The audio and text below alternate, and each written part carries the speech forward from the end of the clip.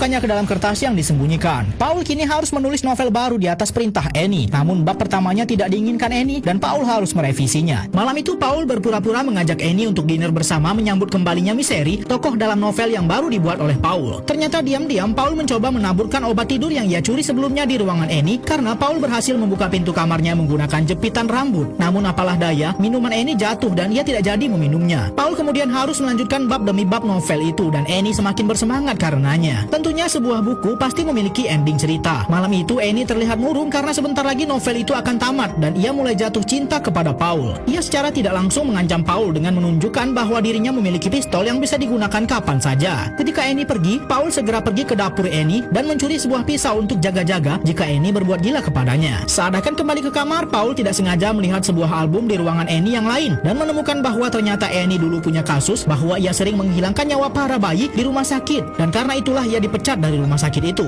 Paul kembali ke kamar dan menyembunyikan pisaunya di balik gips tangannya. Tapi tiba-tiba Annie sudah berada di kamarnya dan menyuntikkan obat bius. Esok paginya ketika Paul terbangun, tubuhnya sudah terikat dan Annie tahu bahwa Paul pernah keluar dari kamarnya. Karena Annie menemukan pisau di bawah kasur Paul dan kemudian jepit rambut yang digunakan Paul untuk keluar dari kamarnya. Annie pun kemudian memberi hukuman kepada Paul di mana ia akan menghancurkan kaki Paul agar dirinya tidak bisa kemana-mana. Esoknya sheriff yang menangani kasus hilangnya Paul menemukan petunjuk ketika tidak sengaja melihat Annie yang marah-marah di jalan. Malam sebelumnya sheriff itu sempat mengutip sebuah kalimat di novel Paul yang dibelinya. Ia kemudian teringat sesuatu dan pergi ke perpustakaan mencari berita tentang kasus Annie. Ia melihat Annie mengeluarkan kalimat yang sama dengan kutipan yang ada di novel Paul. Sheriff kemudian mencari petunjuk ke toko buku di kota ini. Ia bertanya apakah Annie selalu membeli buku Paul di sini. Tentu saja ia adalah pembeli pertama buku milik Paul, Sheldon. Kemudian pemilik toko juga mengatakan akhir-akhir ini ia sering kesini membeli sebuah kertas untuk mengetik. Semakin curigalah sheriff ini. Paul di rumah melihat mobil sheriff yang melaju ke rumah Annie. Annie tahu dan kemudian menyuntikkan obat bius kepada Paul. Ia membawa Paul ke ruang bawah tanah dan menyembunyikannya. Ketika sheriff masuk dan memeriksa rumah Annie, ia tidak menemukan Paul dimanapun. Hal itu didukung dengan berbagai alibi yang dibuat Annie agar tidak mencurigakan. Sampai ketika sheriff akan pulang, ia mendengar sebuah suara benda besar terjatuh